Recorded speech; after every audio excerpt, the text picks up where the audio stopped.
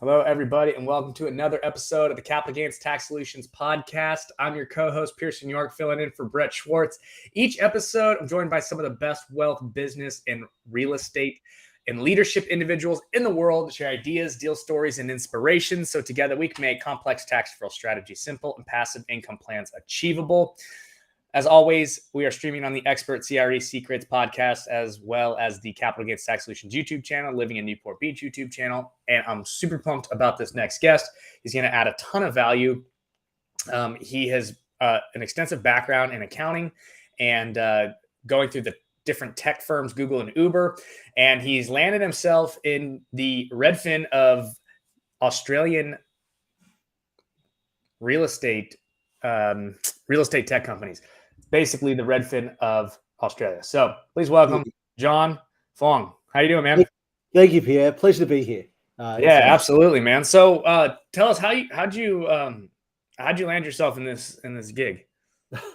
So I guess there's two realms, right? One is I've always loved real estate, and so I was very it's been great to learn about what you guys are doing, because real estate's been a huge part of my life. My dad was a real estate agent at the end of his career. He'd invested. He was originally from Malaysia, then migrated to Australia in the 70s.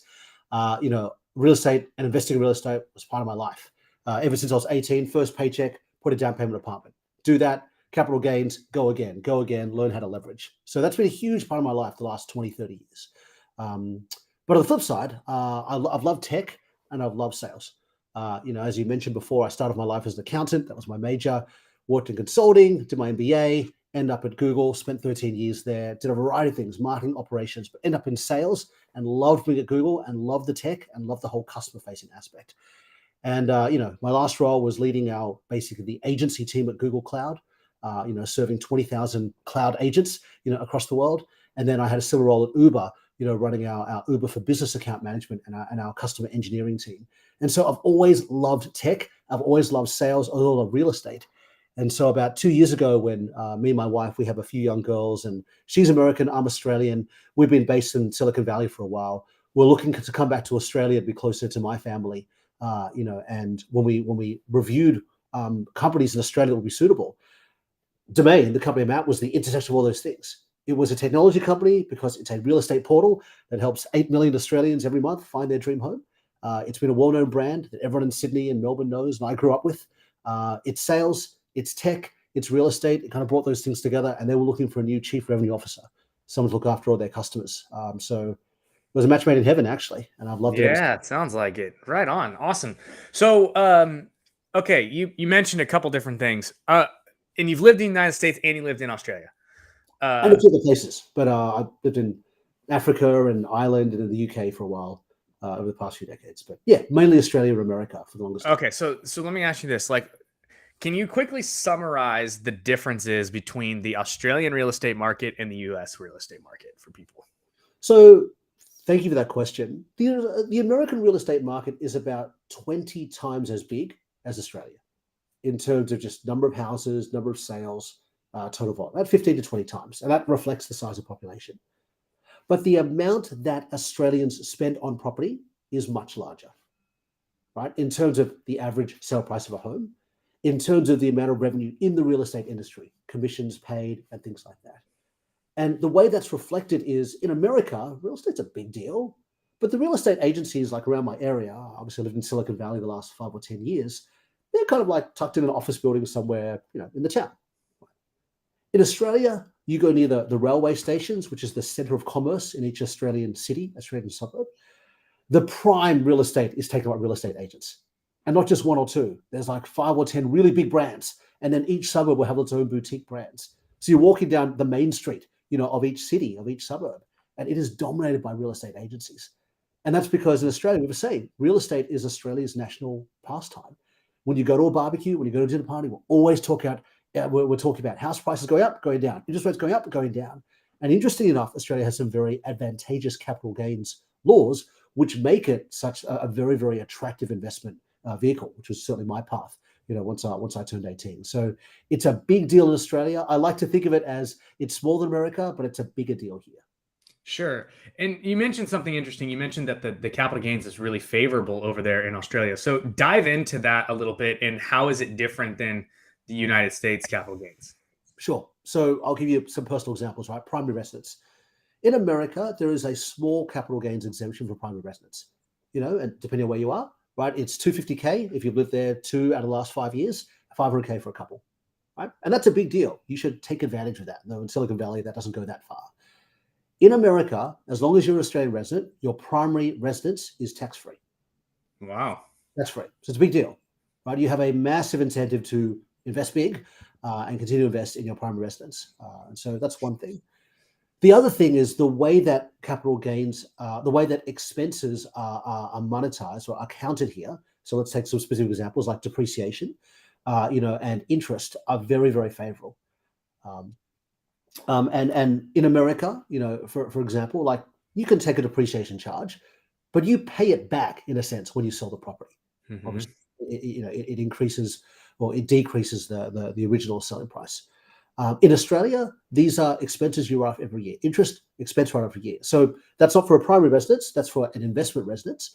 But that's something that's very, very attractive in Australia, which means I think, if you have a steady income and you have borrowing capacity in Australia, there is nothing more attractive than property investing if you can hold for at least 5 years. You're going to make a good 7 to 8% on capital gains on average each year, particularly by a single family dwelling, rather than an apartment. And then if you hold that over time, most people are putting down 20% here. You're going to leverage that 4 or 5 times, and you're getting capital gains on that. And because the interest, the way that you can write off the expense against tax, it's very, very tax efficient. Yeah, it sounds like it's awesome over there. Australia, the way that I understand, I've never been there, but the way that I understand it, it's pretty much like on the outskirts of Australia is where most of the stuff happens, and then like the middle is where all the kangaroos live. And there's like not a lot there, but like vacant land. Is that's a good way to think about it. So obviously, most of your listeners are American. Australia is a slightly smaller landmass than America. It's actually kind of similar in dimension in terms of height and width. Its population is much smaller. So instead of 300 million plus, it's about 25 million people. And you're right, 90% of those people live on the coast within 1 hour of water. 90%. And in fact, 60% of people live in either, 60% live within reach of Sydney or Melbourne, 2 large cities. They account for 10 to 15 million people. And the only augmentation I'd say to your statement is people live mainly in 2 big cities or in one of the 6 capital cities. Or six state capital cities. That's the vast majority of people. The rest of the people are pretty close to there. And in the middle isn't even the kangaroos. It's mostly just sand. The kangaroos are still usually close to the coast. So dive into that a little bit. Is it being developed like from the outskirts in, or like why is it so vacant in there? The interesting thing about population is like, even if you take America, I don't know what the percentages are, but even if you were to develop a lot of America, you wouldn't have to go to a lot of, rural places. Most developments have on the outskirts of cities, and there's still massive capacity, to do so. So in Australia, I think it's pretty similar to America. We have not in my backyard. It's hard to develop things. It's particularly in a high inflation environment. Most of the development that's happening is just on the outskirts of cities. You have seen something, recently where people have started to move. It's called not a sea change where people move to the beach. It's called a tree change. People are moving to more rural environments, which are, a bit more in town. They're not in the desert, but they might be 4 or 5 hours away from the coast. And you've seen a lot more of that. Even that's been a slight curtailing over last year. Most development happening is around the outskirts of the cities, which are on the coast and primarily around Sydney, Melbourne, Brisbane, etc. Yeah, that's interesting. And what is the market doing right now with like the interest rate environments and inflation and all that kind of stuff? How is that taking effect over there in Australia? What's going on? I would say it's pretty similar to America. We've raised interest rates a lot and very quickly. We were coming from a low unemployment, low interest rate. Our interest rates were 0.1%, for our Federal Reserve. It's gone up to near 4%, in a pretty similar period of time. The one big difference in Australia is that raising interest rates in Australia has a more direct and immediate impact on the real estate environment. And the reason primarily is because most mortgages in America are 30-year mortgages, 30-year fixed mortgages. That's what I tend to use. Even if you don't have a 30-year, you likely have a fixed for 7 years. Now, in Australia, about half the mortgages are fixed, but they're for about 2 years. They're fixed for 2 years, and then they go back to variable. And particularly now in a rising interest rate environment, most people just get immediately variable, right? And so what that means is if the Reserve Bank raises interest rates, it has a near immediate impact, not just on people, the small percentage of people who are looking for a house, about to take out a mortgage, but for at least half within 6 months, and within 2 years, all of the house owning or the property owning population, which is more than half of the adults in Australia. So what that has meant is by raising rates a little, they probably have a bigger effect relative to what happened to the US. So you guys are not facing the supply issues that we're facing here, because the motivation to hold on to your property with that good, sub 3%, 30-year fixed rate debt is not happening in Australia. You guys are basically like, all right, I'm locked into this thing for 2 years. Hopefully I can ride it out if I got good debt. If I don't, I've got floating rate, and that floating rate is adjusted, and it's impacted directly by the rise of the interest rates. And so now I don't really have as much of an incentive to hold on to the property, so I can sell.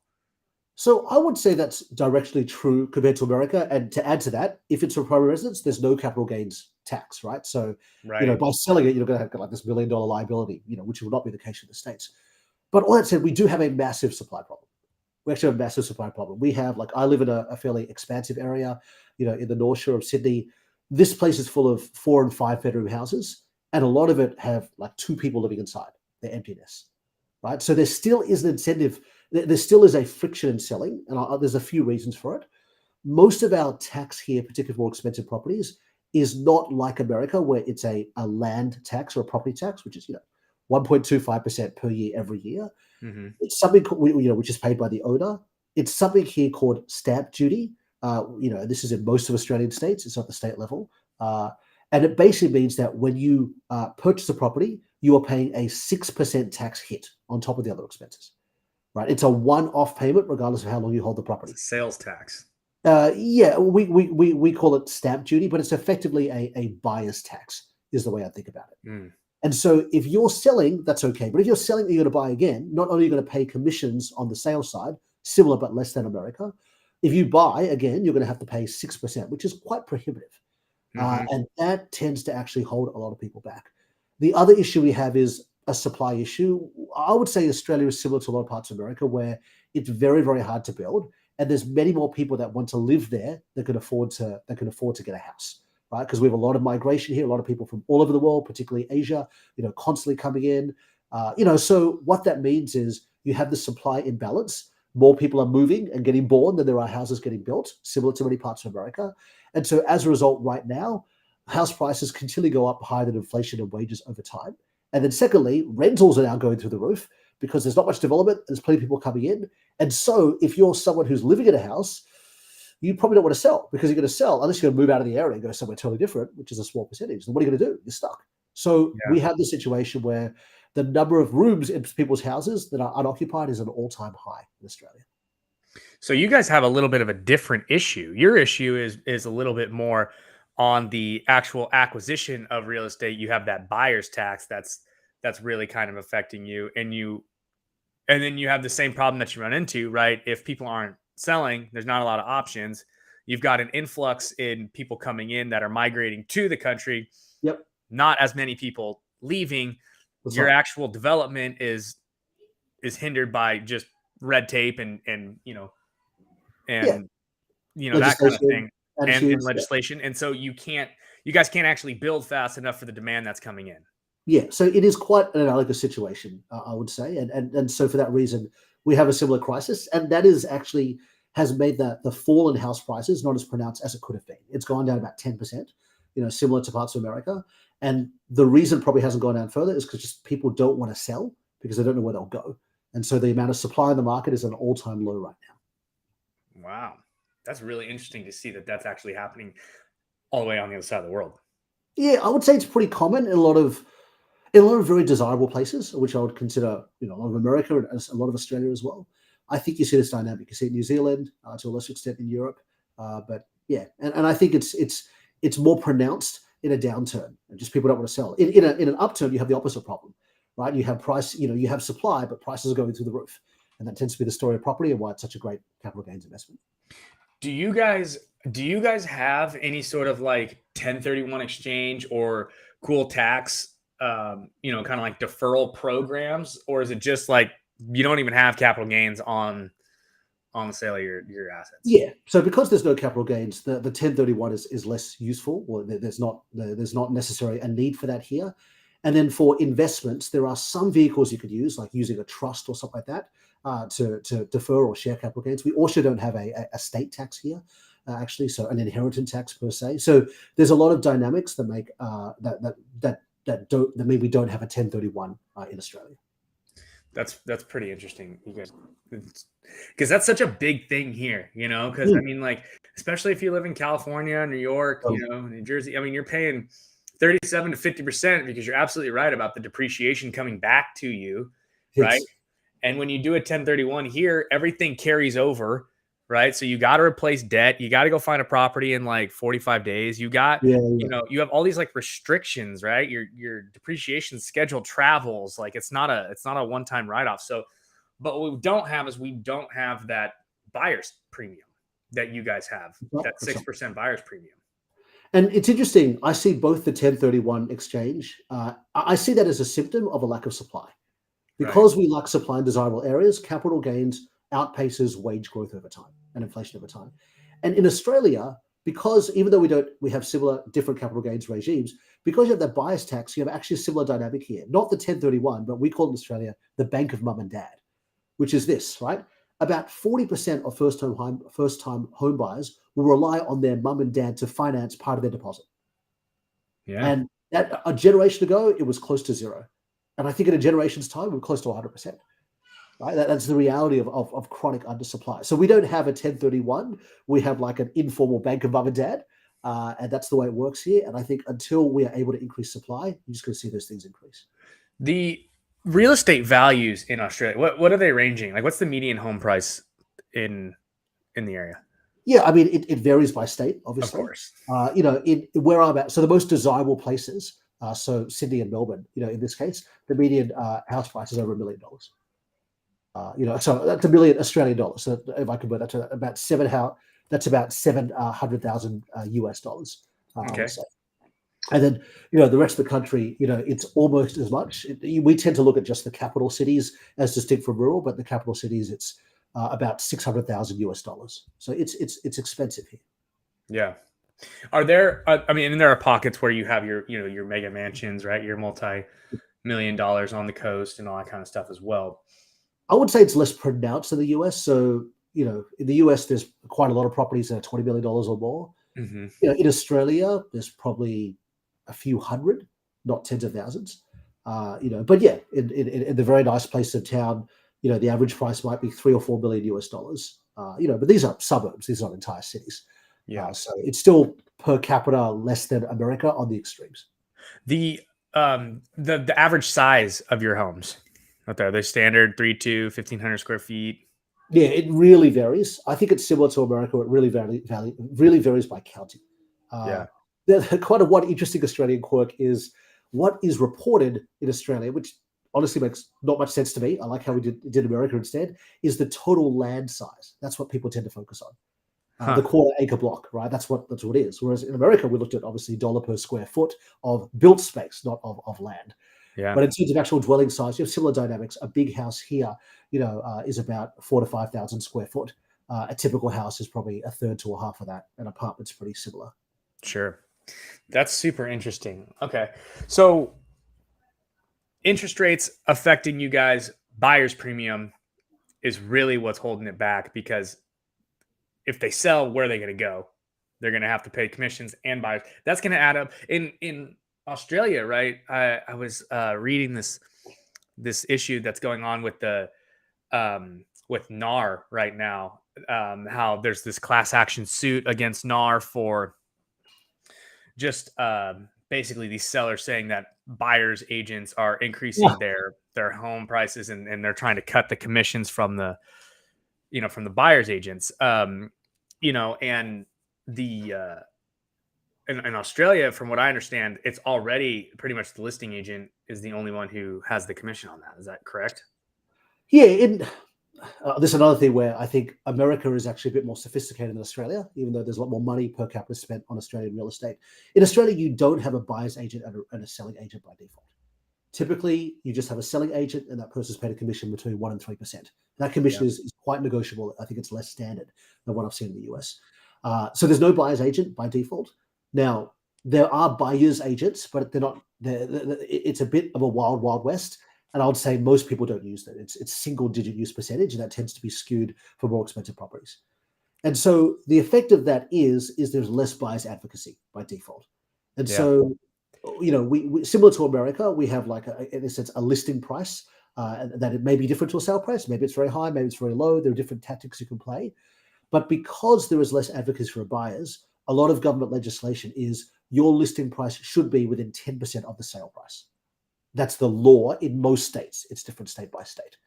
And the practice you're talking about with our equivalent of NAR, we have the Real Estate Institute of Australia, is our NAR equivalent, is there is an incentive for real estate agencies to maybe cheat that because there are fines for that, but those fines are not very large. And if you underquote, which tends to be the practice, you can probably attract more interest and then kind of jack up the price through an auction system. So that's what our equivalent of NAR is cracking down upon or being cracked down upon right now. That's interesting. So your auction platforms are kind of under the gun because they don't have any buyers aren't necessarily, but it sounds like everyone's like relatively sophisticated as I don't want to say a stereotype, but stereotypically, like, I have some Aussie friends, right? And they're super good at a couple different things. Number one, they always know like the statistics of like the population, like around like what's going on. Like they just happen to know that one. I don't know what that is, but they know that. And then they travel really well and they're always super fun to hang out with, like stereotypical, right? Like these are my things, but I did not know that they were super into real estate. Yeah, I think Aussies are super cool. Having traveled the world, I can attest to that. But at the same time, like they're pretty sophisticated, more average buyer. I mean, I said on Domain, like we have a third of the adult population visit us once a month, which is 8 million people. Now, only 500,000, maybe 5 or 6% are actually looking for a house. That means 95% are just looking for fun. Yeah, just looking at their sale price, reading articles, all that kind of fun stuff. So they are, I would say, on average, more sophisticated, than your average buyer around the world. But there's so much value a buyer's agent adds. Right? Even if you know the area, just understanding the house and things like that. So I think it is a gap. I hope that we see buyer's agencies increase in value over time. And until then, you will have underquoting. And the way that houses are sold in Australia, which is also quite interesting, is not a Dutch auction or a silent auction like in the US. It's actually usually often a live auction. Yeah, they're out there, right? Yeah, like that's pounding the gavel. Pounding the gavel, things like that. It's very exciting. It's very nerve-wracking. And obviously, there are a lot of advantages to that. I think it benefits the seller because it creates a bit more of a pressure environment. Yeah. And that's why underquoting can be painful for buyers. So that 6%, every buyer knows that's going on. So if you're like, all right, I got a house that's, $100,000, right? I know I'm throwing on an extra 6,000 just right off the top for the buyer premium. Usually 6%, much more than 6,000. That could be for the average $1 million house or $600,000 house in Australia. That's $36,000 US off right. That. Yeah, and remember that is not the cause of the recession or the cause of people moving. That's true in good times and bad times. Right. It just adds to the cost of getting into the market. It adds to the cost of any transaction, whether you get into the market or not. So it's painful if you're a first home buyer. It's painful if you're selling a house and buying another one. You're going to lose 6% off the bat. So where do you see this going? Well, you guys have a lot of data, it sounds like, on the back end. So what are your analytics saying? Where are you guys heading for a recession or what's going on? So I think let's talk about short and long term. In the short term, a lot of our fate is tied to the US, primarily because what the US does with interest rates will put pressure on the entire world. Mm-hmm. If the US keeps raising interest rates, it's very hard for us to decrease it without really stabilizing, multinational trade. So, but I think for better or for worse, our economies are quite similar in the sense that inflation is proving to be harder to move down than what we thought. Mm-hmm. And secondly, the markets or the economy, the unemployment rate is staying a lot lower than we thought. Right. So you have this situation where people are going to keep raising rates until inflation comes down, and no one knows. I think I read an article every week that says the same thing. Oh my goodness, we're going too hard. We're going to cause a recession. Oh my goodness, we're not going hard enough. Inflation is going to become endemic. And oh my goodness, we got it just right. We're going to have a beautiful Goldilocks, safe soft landing where unemployment's not going to go up too much and inflation's going to come down to 2 or 3%. So in the end, no one knows. And I think Australia is in a very similar situation, to the US. And so I think that's the short term. We might be out of this in a few months. Well, we could still be, in the toilet in a few years. Right. I think in the long term is a similar dynamic. There's undersupply, and that's going to make real estate a great investment. And eventually the upswing will come. In Australia, similar to the US, the upswings are much bigger than the downswings. A typical downswing in Australia is 9 months, and you go down by 3%. We have now had the downturn for about 9 months. It's gone down by about 9% in Australia. So it's worse than average. Who knows how much worse we'll get? But the upswings, go for 3 years, almost 3 years, and they go up 30% in value. So the upswings are just much larger. We came off one of those, similar to America, in COVID. And so it's going to be the same thing. Maybe the down market has already happened. Maybe it will go for another year or two, but the upswing that comes after will be bigger and longer, and house prices will be high again.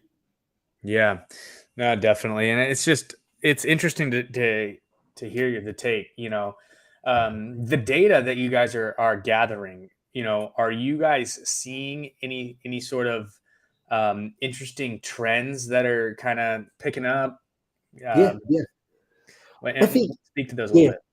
Yeah, I think that the interesting trend right now is buyers are very interested, but sellers are at an all-time low.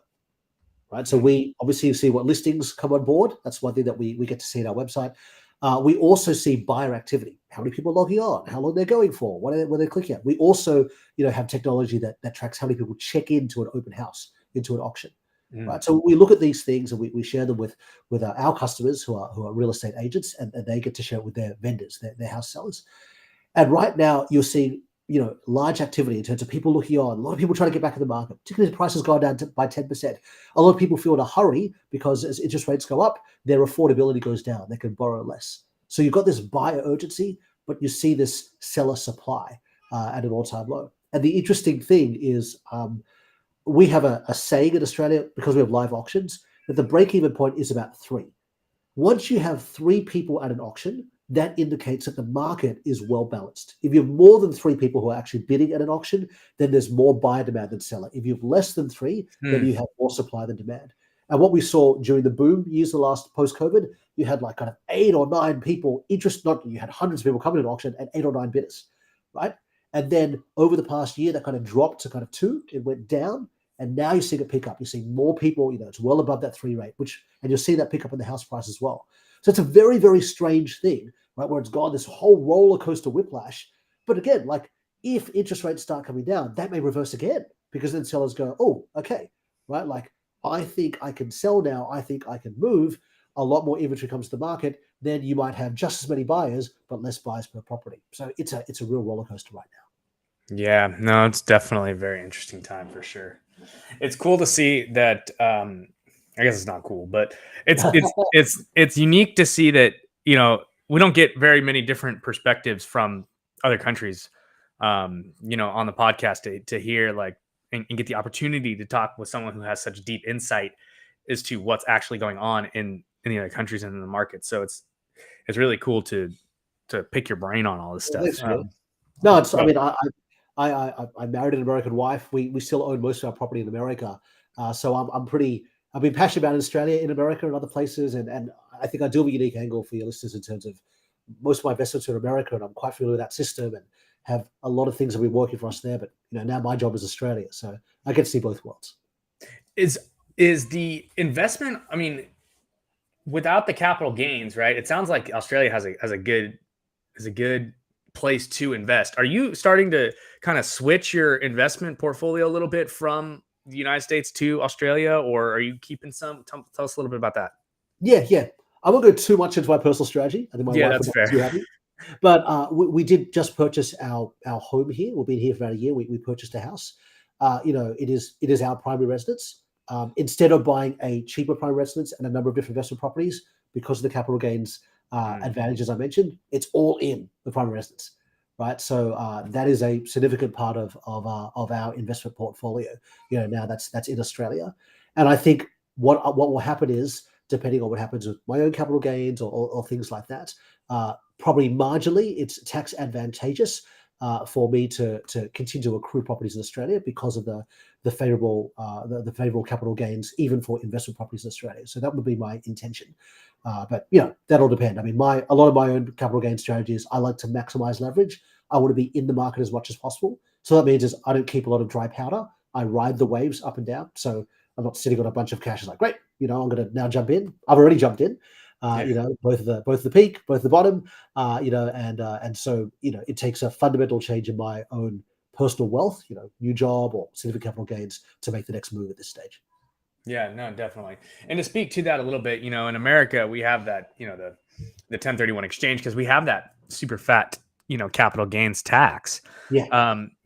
But with one of our strategies that we like to use, the deferred sales trust, what's unique is that you can sell any highly appreciated asset, defer all the tax, and then go ahead and reinvest the proceeds. But you're not constrained by the 45 days. You don't have to go back into real estate. You can go into other assets and get liquid.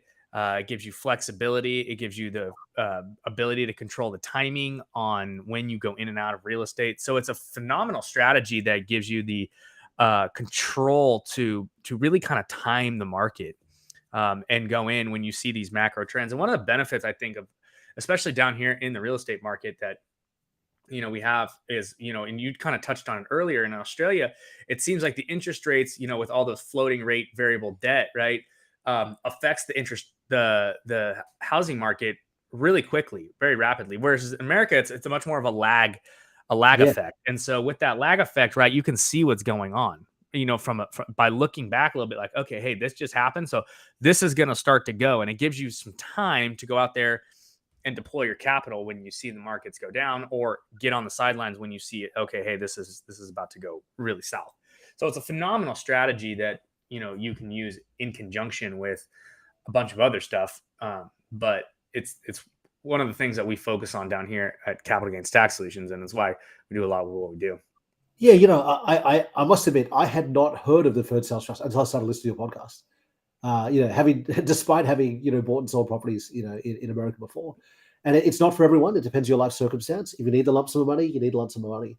Right. But typically you don't, right? So I thought it was really, really clever, and it's certainly something as we look to rebalance our portfolio over the next few years. It's something that I want to lead into. So it's really good you being such an evangelist for that. Yeah, it's a pretty cool. It's a game changer when you fully understand it, because you can diversify and get liquid and not have, you get a new depreciation schedule too. It's got a bunch of different awesome benefits to it. So huge pro list, very little con list. So it's a no-brainer in my opinion. Good stuff. Yeah, absolutely. You can find out more about that by going to capitalgainstaxsolutions.com. We have a mastermind group every Friday at 10 a.m. Pacific, 1 p.m. Eastern, if you guys want to check that out. John, where can people find you, man? Well, I appreciate before you put up our website, domain.com.au and /research if you want to learn more about Australia. We also publish a lot of articles. Some of them are kind of what the celebrities are doing, which is a big fascination here in Australia, celebrity real estate, but also what's happening in the market. For me, I'm on LinkedIn. You search for LinkedIn, there aren't too many John Fulms in the world. Particularly in the industry, particularly America or Australia, would love to connect. I think we're all on a journey together. We can learn so much from each other, which is what this podcast is all about. So please feel free to connect. It's a very, very small world. I'd love to be in touch. Yeah, absolutely. Awesome. Thanks again for coming on, man. Do you have any parting words? Oh, geez. I think what you're trying to do here is really good. I think when I study both demographic trends in America and Australia, what explains so much of the rise and fall of various demographics is capital gains over generations. When I look at what's happened, if I think of a lot of African Americans in America who did not have access to land and ownership, and therefore the capital gains that came with that generation, you see how that has played over generations. We have this generational differences of wealth between people the same age of different races. And that's a bit less pronounced in Australia, but it's becoming a bit more polarized, where you have the haves and the have-nots. And so much was how much wealth did your parents bring to the table and how quickly were you able to acquire wealth? And so I'm very, very grateful for the work that you're doing in helping people, nerd out, geek out about capital gains and be smart about it. I think I see my job is to how do we spread that? How do we help everybody thinking about that? And I think what you're doing to evangelize is great, and that's a lot of our mission. At Domain, we want to our motto is we want to inspire confidence in life's most important property decisions. And buying a house when you invest is such a big part of it. We encourage people to be in the market as much as possible, not necessarily to time the market, just be in the market. And I think that's one of the great things that you can do with property, and something we encourage folks. So they're my parting words for today. Thanks for having me on. Awesome. Well, thank you so much for coming on, John. Really appreciate it. All your wisdom and insight. It was awesome to see just some of the, the similarities and differences between, the two world markets, and it's fascinating stuff. So thank you so much for your time and for coming on. Thanks, Pierre. And thank you guys for watching another episode of the Capital Gains Tax Solutions podcast. As always, not having a clear plan is the enemy. Using a proven tax deferral strategy such as the Deferred Sales Trust is the best way to exit highly appreciated assets tax deferred, so you can create, preserve, and grow your wealth. Don't forget to hit the like button, subscribe button, notification bells. Connect with John on LinkedIn. Go to domain.com.au/research to check out Domain out there if you want to check out the real estate in Australia, and go to capitalgainstaxsolutions.com. Sign up for the mastermind every Friday, 10 a.m. Pacific, 1 p.m. Eastern. So thank you so much, guys. We'll see you on the next one. Bye now.